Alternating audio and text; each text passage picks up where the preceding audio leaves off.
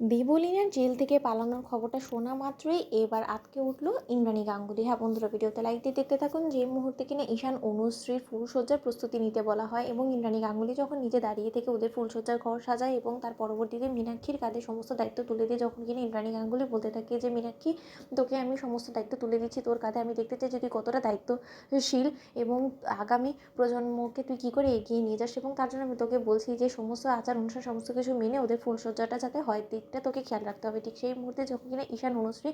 মালা বদল থেকে শুরু করে প্রণাম করা সমস্ত কিছু সম্পন্ন হওয়া মাত্রই যখন কিনা ঈশান অনুশ্রীকে একান্তই কিছুটা সময়ের জন্য ছেড়ে দেওয়া হয়, ঠিক তারপর মুহূর্তে বাইরে থেকে দরজা লাগিয়ে দেয় দেবলীনা ছদ্মবেশ ধারণ করে সেখানে ঢুকে পড়ে এবং অন্যদিকে ইন্দ্রাণী গাঙ্গুলি ঘুমোতে যাবে। ঠিক সেই মুহূর্তে যখন কিনা ইন্সপেক্টর ফোন করে ইন্দ্রাণী গাঙ্গুলিকে বলতে থাকে যে Mrs Indrani Ganguly, I am really very sorry to say যে এত লেটে আমি আপনাকে ফোন করছি, কিন্তু তার সত্ত্বেও আমার মনে হলো যে এই বিষয়টা সম্পর্কে আপনাকে অবগত করাটা আমার বেশি খুব প্রয়োজন, এবং তার জন্য আমি আপনাকে বলছি যে আসলে আমাদের খামখেয়ালি এবং আমাদের অসাবধানতার কারণে সেই ক্রিমিনাল দেবলীনা চ্যাটার্জি কিন্তু জেল থেকে পালিয়েছে এবং আমরা তাকে অনেক বেশি খোঁজ করার চেষ্টা করছি। আমরা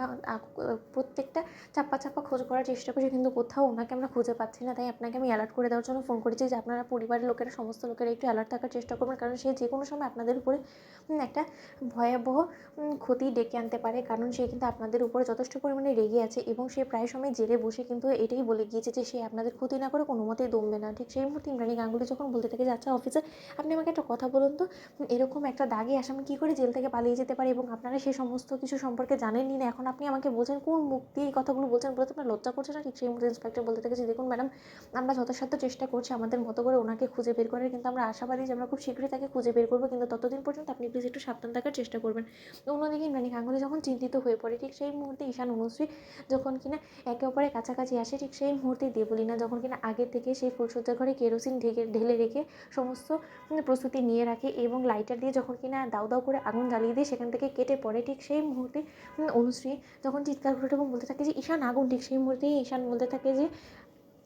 কোথায় দেখছো তুমি আগুন, বলো তো, তুমি আমার সঙ্গে নিশ্চয়ই মজা করছো তাই তো? অনুশ্রী ঠিক সেই মুহূর্তে অনুশ্রী বলতে থাকে যে না ঈশান না, তুমি পেছনে তাকাও। ঠিক সেই মুহূর্তে ঈশান চারিদিকে দাউ দাউ করে নিমিষের মধ্যে আগুন লেগে যেতে দেখা মাত্র ঈশান চিৎকার করে এবং বলতে থাকে যে আমাদেরকে যে করে হোক এখান থেকে বেরোতে হবে, নয়তো আমরা এখানে পুড়ে মরে যাবো। ঠিক সেই মুহূর্তে বের হওয়ার চেষ্টা করা মাত্রই যখন এরা দেখতে পায় যে বাইরে থেকে দরজাটা লক করে গিয়েছে, ঠিক সেই মুহূর্তে ঈশান বলতে থাকে যে বাইরে থেকে দরজাটাকে লক করে গেলে এবার উপায়, আমরা কী করে এখান থেকে বেরোবো? ঠিক সেই সময় অনুশ্রী বলতে থাকে যে এখন তো বাড়ির শুদ্ধ সমস্ত লোকেরা নিশ্চয়ই ঘুমিয়ে পড়েছে, এখন আমাদেরকে কে বাঁচাবে বলো তো ঈশান?